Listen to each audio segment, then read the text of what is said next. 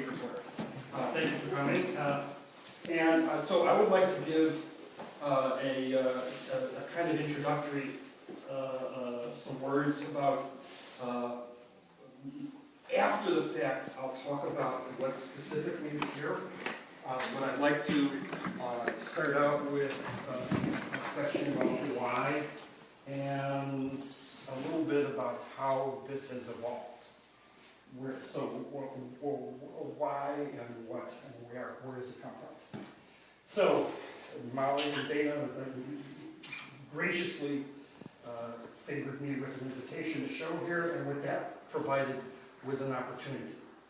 And so in my mind, after saying, yeah, I'd be very interested, the question was, okay, now what am I going to do? How can I best use an opportunity? And it was blank, right? In other words, could be anything. I have a long history, right? It's like 40 years of showing stuff, and it's like, and there's a certain part of that history where, at least in certain areas, it's what I do or what I have done is a relatively an entity that has a certain set of expectations with it, to the extent that those writers are all gone. But when I would do something, certain writers would say, "What the hell is he doing?" So that's another area. The opportunity here was to come up with something new for me. Maybe not new in itself, new for me. And how? So through thinking about how am I going to use this opportunity, the idea came. I'm going to do a big full-size wall drawing, a wall drawing that's a room wall drawing. I've been doing some installations for a while, making use of words, so the idea of using words and all this is not new, and where the words come from is not new. But there has been a strong reticence. I read a lot. I read a lot. I work with the stuff that I'm exploring all the time. I diagram it. I do all kinds of things with it. So I'm not a stranger to words. The reticence was connecting that with drawing. I'm a very old friend to drawing, so drawing is something I love. But somehow there's a place of the abstract in me. The sense of abstraction in me was different, utterly different than using the words in terms of drawing, not in terms of use of the words, certainly not in terms of the thoughts. As we'll see, the title here is the first part of the title here, lecture notes. The lecture notes have, if you read the little page I have outside, the lecture notes have to do with, of course, I teach in the spiritual art, which I invented. So that's a territory where it was coming from. And some of the installations I've been doing, where they have come from, connecting to a kind of a deep storehouse of stuff and making use of it. But the reticence was, and the secret desire was, I would like to let these words, which are compressed in various kinds of reproduction processes, transfers, all kinds of things, I'd like the words to be out in the same context as drawing. In other words, freedom from the page and whatever containing confines were there. That's what eventually came in terms of this show. First was the idea of use the room as a big wall drawing. I'm comfortable with charcoal. I was gonna be a certain amount of water paint and color and stuff like that. No time for that. But I'm comfortable with these kinds of materials in terms of drawing that I do have done. So the idea came about lecture notes. I don't know whether it's this funny thing about our creative process, whether we call it the unconscious, whatever we call that thing, things pop in our head, right? We're thinking on stuff, we're entertaining an idea, and so there was this sense of like how what was here slowly began to form out of the blank. I will make use of something that something that has invaded my life for a very long time. This research on this subject, spiritual, whatever that thing is, and it's a much bigger thing than a word. of format, and that's okay, I'm going ahead with that. Now, the other title that I had written earlier to Molly and Dana in the gallery was going to be originally Writings on the Wall. That was too generic. Lecture notes, and then the other part was working drawing. Well, that makes sense. It's not going to be information only. It's going to be information in the form of drawing, working drawing. So that puts it in the artist part rather than the academic part.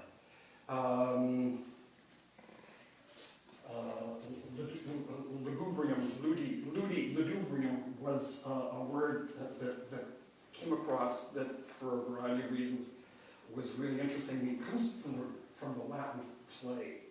And so, and I was reading, the word came up, and I was originally doing some looking into the Rosicrucian movement of the 17th century, and it was talked about in terms of it being a Ludibrium, a play, like a Shakespeare play, a play with something.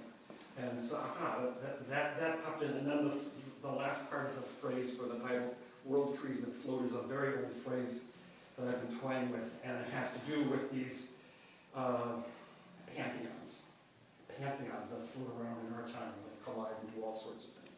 So I had a general subject matter, but until I came here, when the room was empty and said, okay, Frank, this is yours, time now to get to work, I didn't, other than the general sense of the title, and I knew the subject matter, I knew the territory, I knew I could do whatever I had to do, but until I came here and faced it specifically, in other words, I really couldn't plan it ahead, which perhaps I could have, but it's like, the experience wasn't there.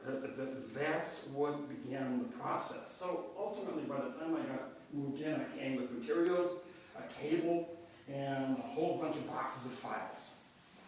Files were informational stuff. Selection, and that was just a selection. I just went through and said, this might be interesting, this might be interesting, this might be. So the files were all kinds of notes and things that I could make use of this might be. But even then, didn't know. Until, but something happened before, this is useful in the generation of the process. Something happened, I'll leave you back up this one, just for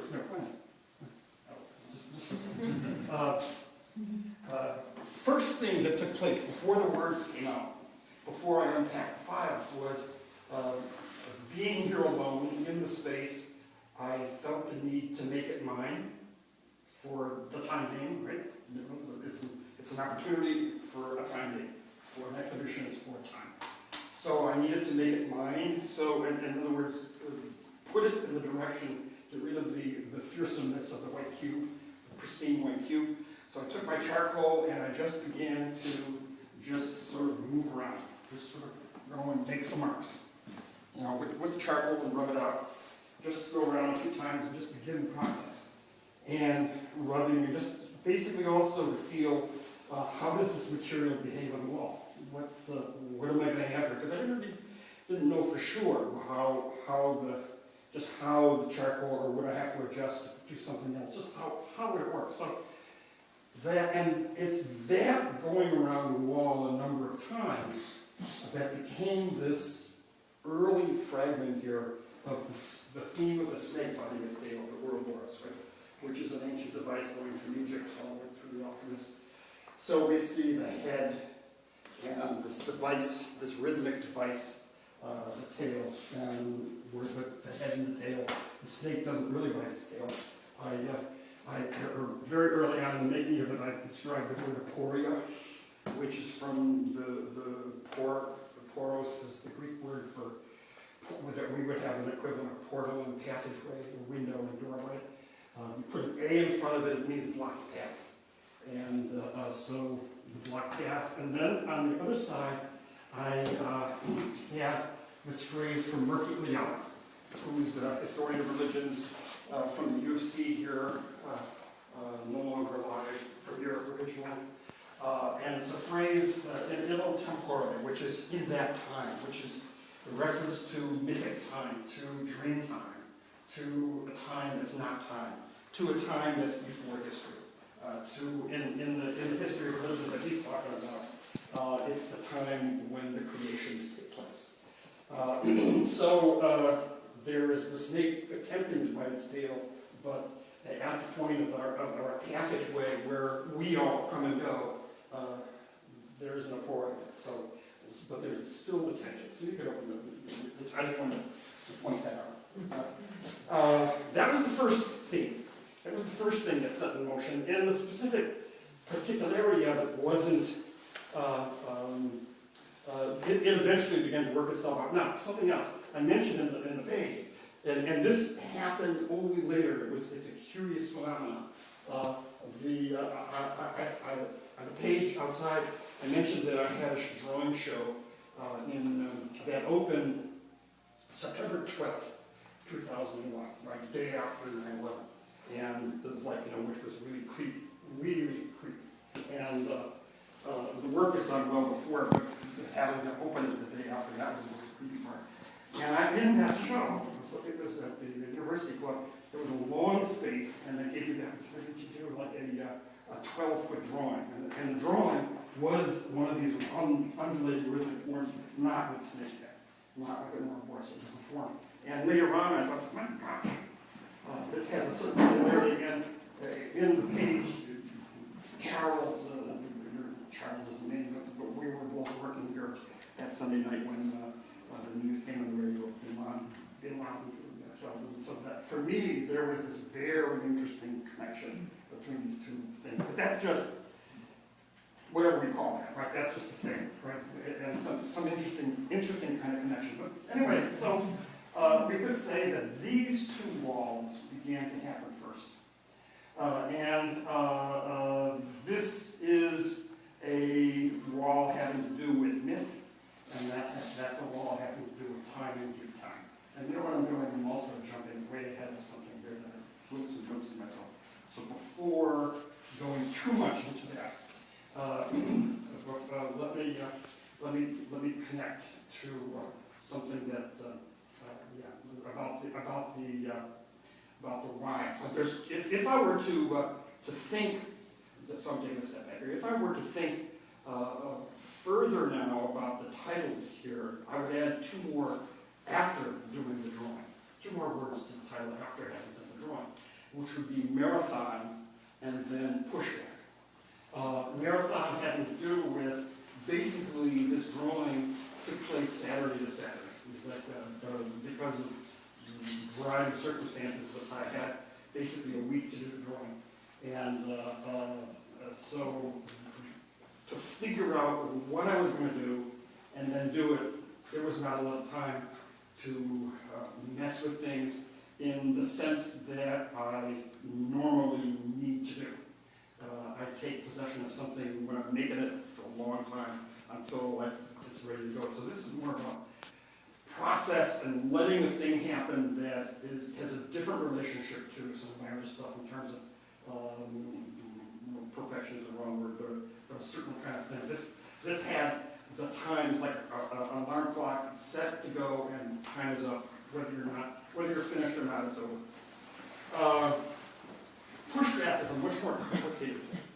Pushback has to do with, well, I might split that part of the intention afterwards, which having to do with the larger purpose of what's going on here. I teach this course, Spiritual Art, for a long time now at the School of the Institute. I invented the course. The course came out of my interest. Not many courses in our schools, if any, that are out there. Other things deal with the subject, obviously, historically, but the way it's dealt with.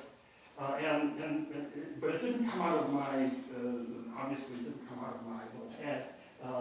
The precedent is KSB on the Spiritual Art, I said, 100 years ago, 1911.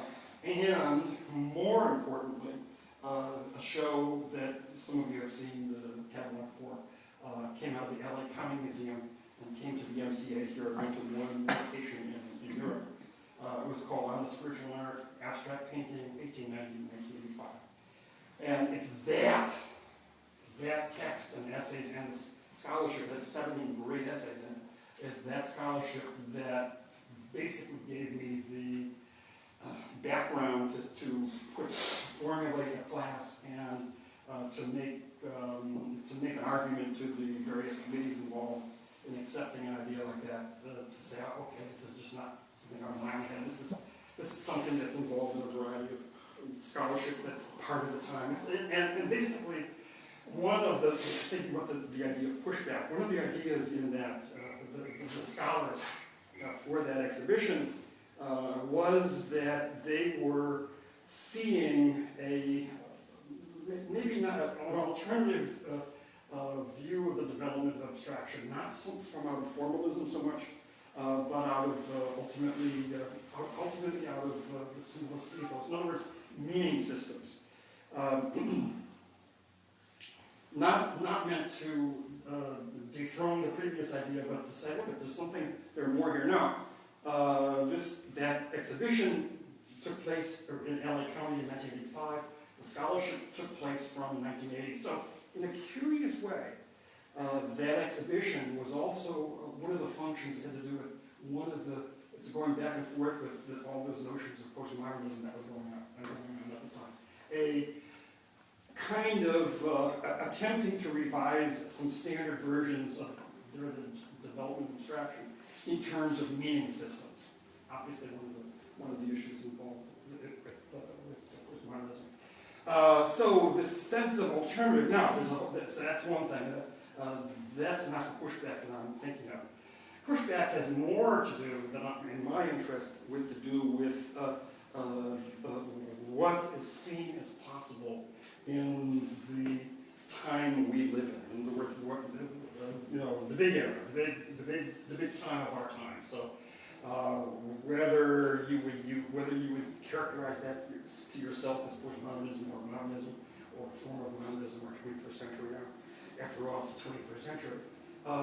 What we perceive as being possible, and more importantly, what is perceived by what are those authorities that exist in our head and in the field that we all have to contend with, right? It's like we contend with critics and judges and scholars, which we may or may not agree with. The pushback has to do with pushing back against the overwhelming spirit of reductionism that I've experienced all the way through coming out in the beginning of art school, to make a space for something that I have long perceived has been just seen as, well, after it's not possible in our world. So we can talk more about what that is. I don't want to go too far with that right this moment, but that's a great thing for questions. So we could think of, okay, well, it's like, so what began to have here, what I began to have here, we could say, well, like, what are some precedents here? Obviously, Joseph Beuys comes to mind, and where Joseph Beuys came from, Rudolf Steiner, right in the thick of that process. But I'm not encyclopedic, obviously. But it's none of this. Mine is none of those things. But those are certainly in my head as I'm making this happen for me, right? In other words, as I said, this is not the idea of doing drawings on a wall is not new in the world, but it's a new thing for me. It's a furtherance of my own exploration. Something is interesting here also about being an artist teacher. On the one hand, I have interests that I follow up in my own scholarship. And it's amateur scholarship. Stan Brackett, the filmmaker, came to the Art Institute for 10 years and made lectures, and I must have attended all of them, or many of them, are great mind. And I remember there's one definition that really stuck, where he talked about the idea of an amateur meaning someone who loves their subject. Not merely just someone part-time, but someone that has a love for the subject. And that's the way I would see myself as an amateur. I'm an artist much more than I would be a scholar, not a scholar. But I do some of that stuff. I read that stuff. I'm conversant with that stuff. My means of working with it is an artist, even though I teach. Teaching does something interesting. When you have to get up in front of people with a body of idea, you are tested. you put out ideas, questions come up, and it's like, you know, that's a daunting thing. It's like, you better have your act together. And so that provides a very, very interesting drive to push your ideas through. But again, because I'm not a scholar, my advancing of these things is not through papers and academic journals and stuff like that, but it's like how it feeds myself as an artist, how it feeds artists, and also, I think, in service to the subject itself. This thing, which is the subject of what is being pushed, something that's being pushed back to make room for in our time. I'm certainly not the only one that's involved in this process. It's in conjunction with lots and lots of other people. Let's see. We could say that pushback also is not just a negation of a negation, but it's also, as I said, this thing to make a space. And the space is, I would say, maybe that thing of pushback we could say is, using the language of alchemy, is a conjunction of opposites. It's two things simultaneously together. So it's making the space for awe and wonder, whatever that is, if those words are not, they point to something that's really very interesting, that's got me, that speaks to me, and the other is to push back in terms of, I think, some stuff that is negative parts of some of the intellectual side of our civilization. And that's a good thing. Let's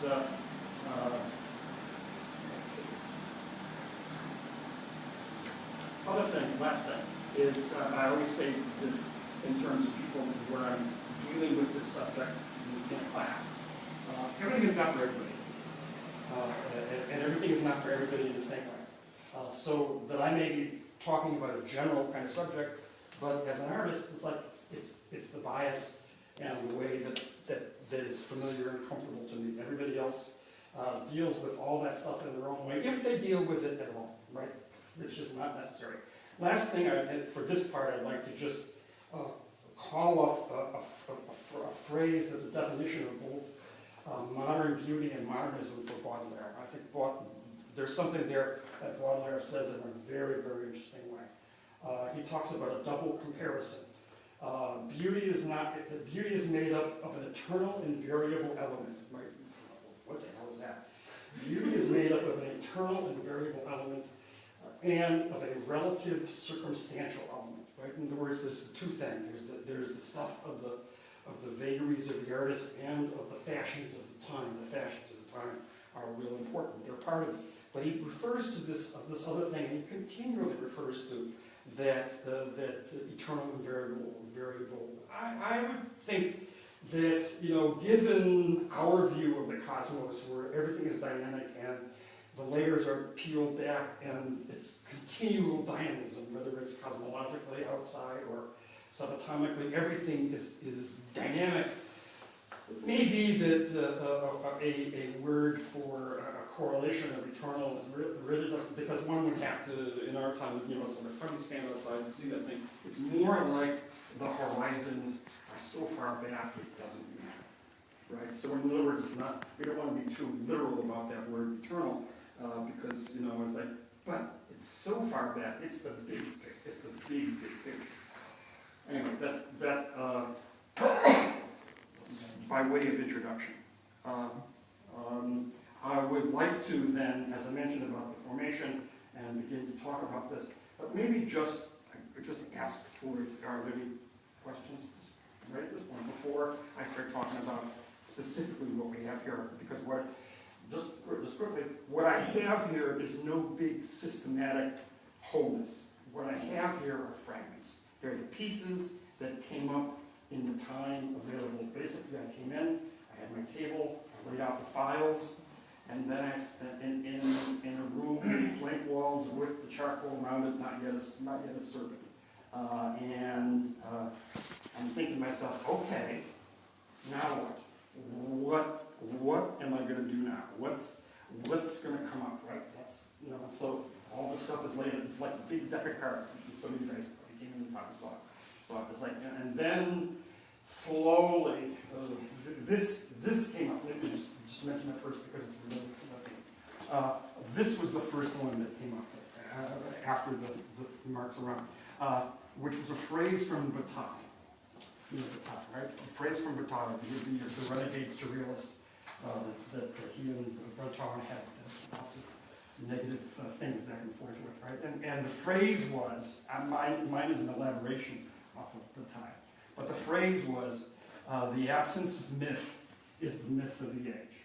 Right? The absence of myth is the myth of the age. You know, we don't have myths. We know, right? We got science. We got the truth. We're beyond all that stuff. The absence of myth is the myth of the age. And so I embroidered it with unconscious myth and excess of myths and forgetting. My sense is that even within our thinking, the absence of myth is that's our myth. Is that the absence of myth. But on the other side of that is we are totally enmeshed in mythic thought, mythic structure, including our art world. And we don't think of it that way. Renaissance, right? Death and rebirth. Postmodernism. If one is paying a little bit of attention, there's a little bit of embarrassment that will increasingly be coming about, and that it will be seen perhaps as a period style. It's real stuff took place and real things happened. Not that it, but the idea that the real history, you know, how that might be different. But to split up something like the 20th century, there was an online seminar on Kandinsky's on the spiritual life of the 100-year anniversary, and the person that was running it basically saw, well, Kandinsky saw his work as part of a big spiritual revolution. And obviously the big spiritual revolution that they thought was occurring didn't happen. And so her explanation was, postmodernism, that Kandinsky was speaking as a modernist, and we in our time, you know, we're the postmodernists, we know better. And there's something about if you're engaged in real history and the big deep structures, or the structures on all the different levels, something for me doesn't ring true there. And it's like, we'll have to see, especially when you see that the very people that are being proclaiming and heralding the new situation are they're the benefactors of the thing they're heralding. It leaves one a little pause. Don't have to go farther, that can be a question later on. But the idea of the absence of myth is the myth of our age. On top of it, I put a little crown. And the crown is NORA. NORA is an acronym. And I forget where I got it. I could dig it up. But it's like the acronym is non-obvious remote awareness. So for me, the crown on top of our mythic statement, which is ironic, the crown is another kind of myth, which is an equivalent to the all-seeing eye in the pyramid top that's on our dollar bills. You know, which is what were the surveillance systems that we are happily paying for with our tax dollars, and our enthusiasms in buying into all the commercial products that then we are being tracked with more and more and more. So we are in a sense, if you want to look at it in a negative way, but all the nice things that we're being seduced to is, you know, we're happily paying for the loss of our own time. A whole lot of different things. I mean, but that was part of the sense of the idea was myth in our time. In other words, that so for me that's part of myth of our time. Before I go further here, because there's more detail, it would be good to sort of just ask you guys at this point. Any thoughts, questions, anything to process where we're at? Well, I mean, there's this, you know, I mean, we just said about sort of technology starting to occupy maybe a space in practice, right, by the use of things that actually do monitor us. But they're kind of externalization of something that used to be maybe abstract, like an actually, you know, reification of an all-seeing eye, for example. But then there's a kind of, you know, like a cloud structure to the text. Oh, especially yeah, behind it, absolutely, but yeah. that's intentional, right? Absolutely, no, There's like, the connection, or is- this is all different moments. There's, as I said, there's not, if there is a unity, it is a fabric of connections that recedes way far back, but there's no big unity in the overlapping drawings. There's connection, but no unity, right? So yes, the cloud, all that stuff really doesn't have to do with that specifically. That's just an opener, right? Opening phrase. The other has to do with keeping it as a drawing, working drawing. That's what's important to me. It's like, it's kept in the plastic, whatever that stuff is. It's not like a clean text on a page, right? It's not. I didn't have time for that. Didn't have a desire for that. If I were to do that, that would require something entirely different. This was wall drawing came first. The subject of the wall drawing. So it's like this is wall drawing, and I didn't intend to do just charcoal. Charcoal worked out nicely, and it's because of what it would allow as far as pushing it out, pushing it back into the space of the wall, and bringing. And I would have spent a lot more time had I had the time. Right? It's like, in other words, which I would probably do in different circumstances. So that rubbing out is like that allowed for a kind of something which in my own note-taking process and diagramming process, it has to do with, we have a flood of information, and how do you make something, something can come out as more important than something else for a time, whatever. That's why. But that's not that. That's a different thing. The Laura came from a novel? Or I forget. I have my note, and it's like, there are some very interesting. why would it be an acronym? It is an acronym. I mean, that's governmental. it is. It's like DARPA or HARP. It's like I have a variety of words that are companions to that, and they're part of the same. They're companions in the same something that's sort of way far out there that we could see it as if you are on the line. I certainly am of myth. I'm thinking in terms of both myth and history simultaneously, and pushing things beyond the norm. DARPA or HARP comes from. HARP is a system. DARPA is I forget now the defense. It's the early internet, I think. Oh yeah, DARPA is a Defense Department agency that fosters the farthest experiments that we have. The early internet comes from DARPA, absolutely.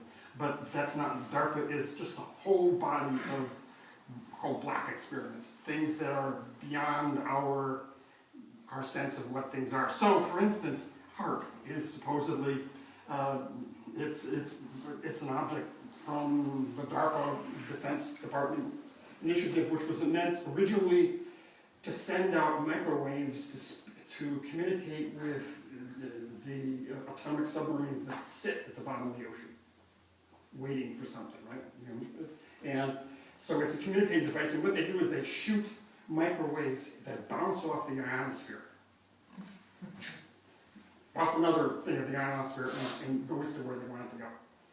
Well, supposedly there's a lot of such things, and the people that have been talking about it say that it's not all good, because there are possibilities of weather modification, there's possibilities of things that happen in terms of messing with our vibrational psyches, all kinds of things. So there's all kinds of or even non-lethal warfare, that stuff like that is a part of, but there's all kinds of places that talk about this stuff. So you could say that there's an interesting and delicious connection between mythic structure in our time and conspiracy theories. And whether those conspiracy theories have truth to them or not, right? That's part of it. And it's like, that's where one of the connections so it may, I don't know if you guys are sufficiently aware of the Gnostics, right? The Gnostics were these groups, Jewish and Christian, before BC and AD, right in that about 600-700 years. And the idea there in the Gnostics, the Gnostic the mythos was that the creator God is, the whole idea of creation was a fall, and the creator God, so certainly in the Hebrew Bible, is a fallen God is an imposter. The real one is beyond creation, and the word for the people in charge of things would be archons. They're the gatekeepers in a curious way. So we could say that we have all kinds of, if we think, and it's very interesting, there's a protege of Iliada, a guy named Kuyana, who wrote one of his books was on Gnosticism, and he talked a big chapter on Gnosticism in the contemporary world, and which is really interesting, and sort of only something that's back in those early times. He's talking about it in terms of that kind of stuff. So it's like, whether it's just conspiracy or whether there really are things where there's all kinds of funny business going on and people keeping track of stuff. So it's like, that's beyond my thing. I don't really know. That was an answer to a question. Did you ask a question? I kind of forgot it. Well, you mentioned a couple of times about time and this being a drawing, and the idea that you had a limited amount of time.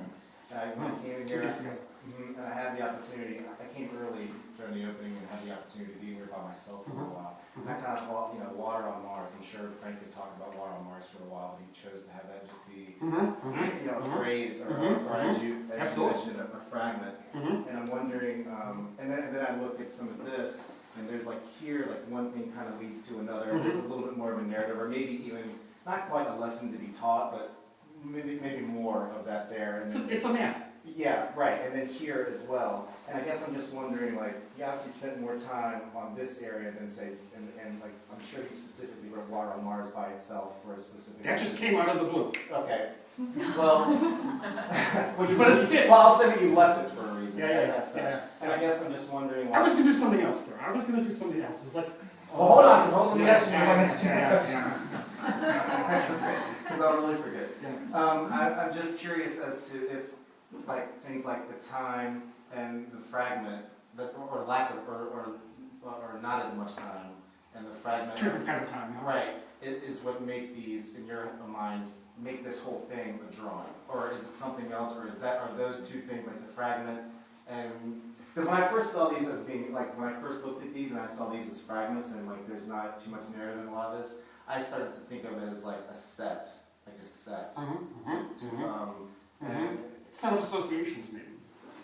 right. Well, I don't want to get too far into that, Okay. but I guess the idea of what is that? The lack of time or the circumstance that you had a week and you came in, I don't know how many hours you came in a day from Saturday to Saturday. That and the fragment of how you left some of this stuff, is that what makes this whole thing a drawing, or does that not have anything to do with it at all? I think the drawing is the bigger intention that would have been there no matter what. In other words, it's the way I wanted to treat the information. So that wasn't the reason. The time has nothing to do with it. No. But time is a theme. But no, that's I have a long history of, I used to teach materials of drawing, but my own stuff of working with all these things, and it's lots of experiments, and so I wanted to bring that stuff to bear. It's I didn't want to have these two separate things. One, the logos part of my brain, the part that deals with theories and concepts and words, and then this other thing that deals in abstraction and materials and stuff.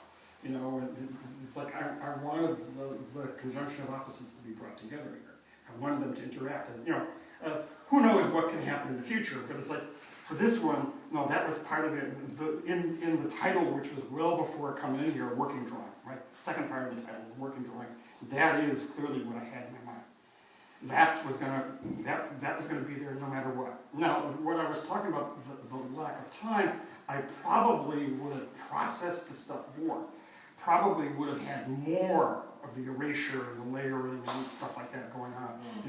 There would have been more time for more of that to test it out. I had barely, if you're figuring out what it is you're going to do, it's as opposed to coming and just doing it, there's slow steps. And that was part of my reticence in the very beginning, right? In other words, that what this opportunity afforded me was doing this thing which was a secret design. In other words, I had been using words in the series of installations. Some of you saw some of the tag stuff, the picture in the studio. Julius, I think the guy was up, and the words were in these strips of canvas, and they were Xerox transfers. So they were all from specific sources, and they weren't mine. And they weren't mine making. I mean, the making was the making, but it was all very, very indirect.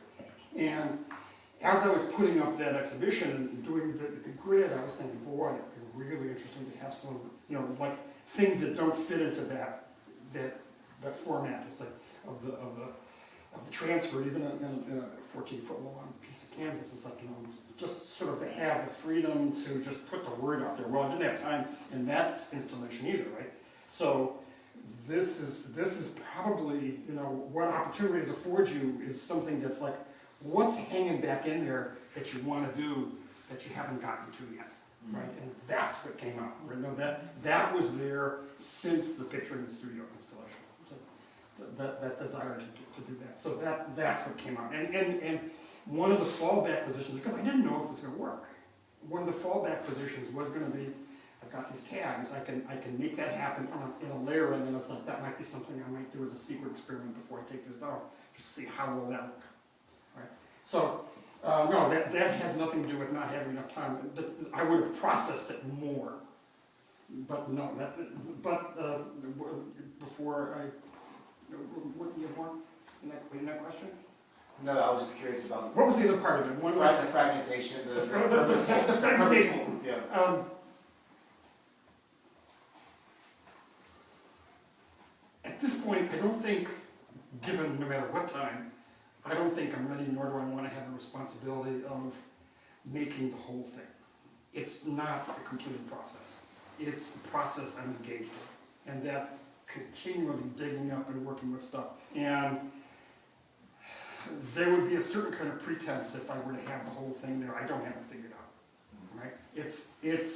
I'm continually digging and turning over stuff to gain access to and build it out and fill it out. But I'm sort of in the space of that digging, and I'm not in any kind of overview. So that larger program, and nor do I necessarily want to do that. No, that could happen some future time, perhaps. I'm not ready for that at this point, even though I've been working with this stuff for a long, long time. But it seems to me that you started it with a foundation of such severe doubt about potential for, if you had a totality, that would be a myth, right? You'd be making a new myth.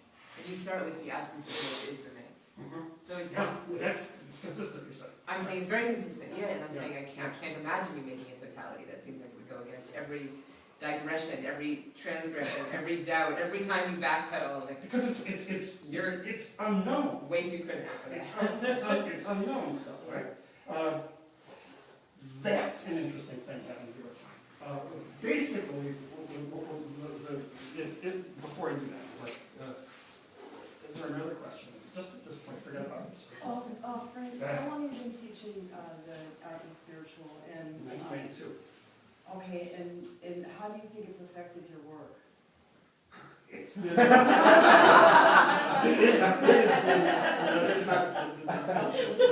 it's it has been this thing which has taken over and thrown everything off. It has been this major invasion force, right? What I mean, something is like, if you were to see my studio, the boxes of books, to follow up on this stuff, it's like whether it's stuff reading or having to reread or work through the stuff, it's like, as opposed to just making art. If anybody wants to come on in, this business, Do you feel like the interaction with your students is adding to that? that's what I began to say about, there's a very, very interesting thing about being a teacher in this. On the one hand, I don't have the, I don't crave the authority, nor do I have this field. It's such, if it is a field, this nebulous territory. It's just things floating out there, right? And so in one regard, we're all in the investigation together. I've just been involved in the investigation for a long time. But as far as, and there's more than enough to adequately deal with what we have. No matter what we have in terms of teaching, it's like you got a semester. Even if you had a year, it's like, there's just this, there's just. But then if you get back far enough, then there's all these territories, like history of religions. There's all these fields which actually do have all that other stuff, and the big overarching theories. And the theory of all the overarching theories is layer upon layer upon layer. It's like, well, that's not my strength. Nor do I have the time. I have to switch from being an artist. And there's something about being an artist which anchors me in the process. And maybe it anchors me in the delay of the totality, the delay of the study, which you would do in terms of whatever scholars do, right? Yeah. There's all kinds of pathways. And there's something in being the artist. One, I don't have time for that. I have to give up, and I don't want to do that. So it's, again, the conjunction of opposites somehow, some kind of tension is there. So this other thing has had a tremendous effect. Both good and ill. Both good and ill. And so it has changed things a lot. But it has also forced me to be clearer, and there's nothing like fear to energize. And the fear is standing up in front of people and professing to have something. And you gotta come across with the goods, at least in a sufficient manner, right? Yeah, without being a pretense of, it's like I can't do it. And so I gotta have at least the layer that I'm dealing with under control. Right? And that's a very useful thing, but because then that allows you to be more than just a casual explorer. Like there's something more than just casual exploration. But so there's this curious place between an artist. Being an artist is a discipline in its own right. A teacher is a discipline in its own right. And there's something that those of us that teach, or have to do with survival, right? It's like until I had a run with the IRS, I thought the formulation was very sufficient that I worked so that I could work. Right? I was a teacher so that I could work, have time and space to work. The IRS disabused me of that, or at least that's one of the most secret things I just tell myself and I don't use the outside. Does that answer? Yeah. Anything else before we go on to the other side? Could you talk a little bit about the relationship between, I don't know, the kind of writing, the kind of handwriting, or the kind of text that you would form and the words that you were forming? I mean, sometimes I make the connection, but I'm wondering how you thought about it. No, go further and say it. Like Why is it worded the way it is? like surrealism is written in this yeah, way, and Lido is written in this way, and then Orgon comes off, and some things seem much more. That's the marathon. That's the being right there and responding and making something happen with not a lot of precedence. In other words, I gotta say something. I was absent the day we learned how to print and write in school. and my teachers continually told me that you're not even going to get out of high school unless you learn how to type. That was back in the days, and so I've been deeply aware of the vagaries of my hand. On the other hand, I'm quite confident in my ability to draw, and the sense of graphic connection, that's why someone like Boyce, or Boyce is different because he has such an elegant touch, but Twombly, he has an elegant touch too, but where I could see myself in that way. In other words, you take something like text and you make it yours, and not so bad, it's workable. It's workable, right? It's like, and so that's some of that stuff is what I might spend more time on. There's certain things that are a little more wobbly than I might want it, but I wouldn't want it all uniform. I want difference. I want variety. I want touch. I want the sense of immediacy. That's partly because these are new, because like this whole process, because like you said, like you've done. Putting on the wall is new, not the material. Materials. Right, yeah, like material, but just like maybe the contents of. Content either. Content is so what do you mean? The contents of like you process things directly, like with the medium, not Xerox print or not indirectly. Yes, you're right. It's like, and that was part of the thing of just putting marks around the wall. It's like, I didn't know for sure how it was going to happen. Now, I should have just taken it on my walls and my walls are it's like, just tried all this stuff out at home first, right? But I didn't. And so I didn't. Like kind of like a child, like I don't know. It's